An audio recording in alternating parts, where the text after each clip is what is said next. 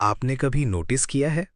कुछ लोग ऐसे होते हैं जिनके बहुत कम दोस्त होते हैं या कभी-कभी तो कोई दोस्त होता ही नहीं और सोसाइटी तुरंत उन्हें लेबल कर देती है। ये इंट्रोवर्ट है, ये एटीट्यूड दिखाता है, इसमें सोशल स्किल्स नहीं है। लेकिन सच्चाई इससे बिल्कुल अलग है। हर वो इंसान जिसके दोस्त कम होते हैं, वो अकेला नहीं होता, वो टूटा हुआ नहीं होता और सबसे ज़रूरी, वो कमज़ोर बिल्कुल भी नहीं होता। असल में उनके पीछे कुछ बहुत डीप साइकोलॉजिकल रीजंस होते हैं जो हर कोई समझ ही नहीं पाता। अगर तुम लंबे समय से बिना दोस्तों के हो तो हो सकता है तुम इन रीजंस में से किसी एक या शायद सभी में आते हो। और आखिरी रीजन सबसे ज्यादा रिलेटेबल है, इसलिए उसे मिस मत करना। Point 1, fake tolerance equal 0। तुम्हें फेक लोग बिल्कुल पसंद नहीं होते। तुम उन लोगों में से नहीं हो जो हर किसी के साथ हंसकर बैठ जाएं, जो हर किसी से ब्रो ब्रो करें। तुम ऑब्जर्व करते हो और कुछ सेकंड में समझ जाते हो कौन सामने कुछ और है और पीछे कुछ और। तुम्हारे लिए फ्रेंडशिप कोई टाइम पास नहीं है, ये एक कनेक्शन है। और जब वो कनेक्शन रियल नहीं लगता तो तुम वहां रुकना पसंद नहीं करते। इसलिए तुम अकेले रहना प्रेफर करते हो, लेकिन फेक लोगों के साथ नहीं बैठते। लोग सोचते हैं ये एटीट्यूड दिखा रहा है, लेकिन सच्चाई ये है तुम्हारा स्टैंडर्ड हाई है।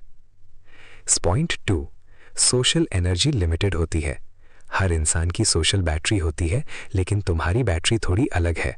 तुम सिर्फ लोगों से बात नहीं करते, तुम उन्हें एनालाइज करते हो। उनके शब्द, उनका टोन, उनका बिहेवियर, उनका इंटेंशन, तुम हर चीज नोटिस करते हो। और यही वजह है कि एक सिंपल कॉन्वर्जेशन भी तुम्हारी एनर्जी ड्रेन कर देती है। जहां दूसरे लोग घंटों सोशलाइज करके खुश होते हैं, वहीं तुम 20-30 मिनट में ही मेंटली एग्जॉस्टेड हो जाते हो। इसलिए तुम्हें रिचार्ज होने के लिए अकेले समय की ज़रूरत पड़ती है। और ये लोनलीनेस नहीं है, ये सेल्फ रिकवरी है। Point 3, independence mindset. तुम्हें हर चीज़ के लिए किसी की ज़रूरत नहीं होती। तुम अकेले मूवी देख सकते हो, अकेले बाहर जा सकते हो, अकेले डिसीजंस ले सकते हो। और सबसे बड़ी बात, तुम खुद के साथ कंफर्टेबल हो। ये क्वालिटी बहुत रेयर होती है, क्योंकि ज़्यादातर लोग खुद के साथ अकेले रह ही नहीं पाते। उन्हें डिस्ट्रैक्शन चाहिए, नॉइज़ चाहिए, लोग चाहिए। लेकिन तुम खुद में ही कंप्लीट हो, और यही चीज़ तुम्हें बाकी लोगों से अलग बनाती है। पॉइंट 4, ट्रस्ट इश्यूज, लेकिन रीज़न के साथ। तुम आसानी से किसी पर ट्रस्ट नहीं करते, और ये कोई वीकनेस नहीं है, ये एक्सपीरियंस है। शायद कभी तुमने किसी पर ट्रस्ट किया था, शायद कभी तुमने किसी को अपना माना था, और वही ट्रस्ट टूट गया। उसके बाद तुमने एक चीज़ सीखी, हर कोई वैसा नहीं होता जैसा दिखता है। अब तुम क्या करते हो? ऑब्जर्व करते हो, टेस्ट करते हो, टाइम देते हो, और फिर डिसाइड करते हो ये इंसान मेरे सर्कल में आने लायक है या नहीं। लोग इसे ओवर थिंकिंग कहते हैं, लेकिन असल में ये सेल्फ प्रोटेक्शन है।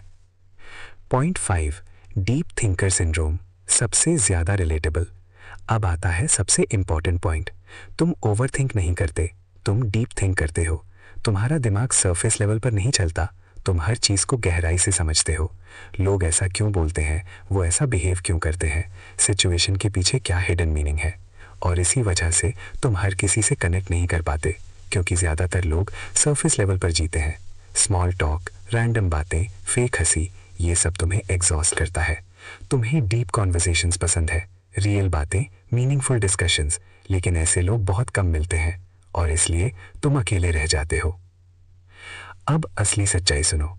अगर तुम्हारे पास बहुत कम दोस्त हैं, तो इसका मतलब ये नहीं है कि तुम बोरिंग हो, तुम सोशल नहीं हो, तुम में प्रॉब्लम है। बल्कि इसका मतलब ये हो सकता है तुम सिलेक्टिव हो, तुम अवेयर हो, तुम इमोशनली इंटेलिजेंट हो। लेकिन एक खतरा भी है। हाँ, ये सब क्वालिटी स्ट्रांग है, लेकिन अगर बैलेंस ना हो तो ये तुम्हें आइसोलेट भी कर सकती हैं। ओवर एनालिसिस तुम्हें लोगों से दूर कर सकता है, ट्रस्ट इश्यूज तुम्हें कनेक्शन से रोक सकते हैं, इंडिपेंडेंस तुम्हें इमोशनली क्लोज्ड बना सकती है। इसलिए ज़रूरी है तुम वॉल्स बनाओ, लेकिन दरवाज़ा भी रखो। क्या करना चाहिए? हर किसी को ट्रस्ट मत करो, लेकिन किसी को भी मौका देना बंद मत करो। फेक लोगों से दूर रहो, लेकिन हर किसी को फेक मानना बंद करो।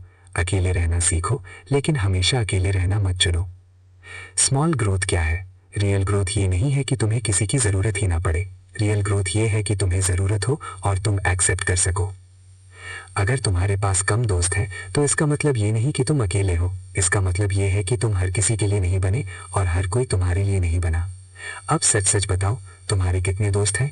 कमेंट में रियल लिखो अगर तुम भी ऐसे हो।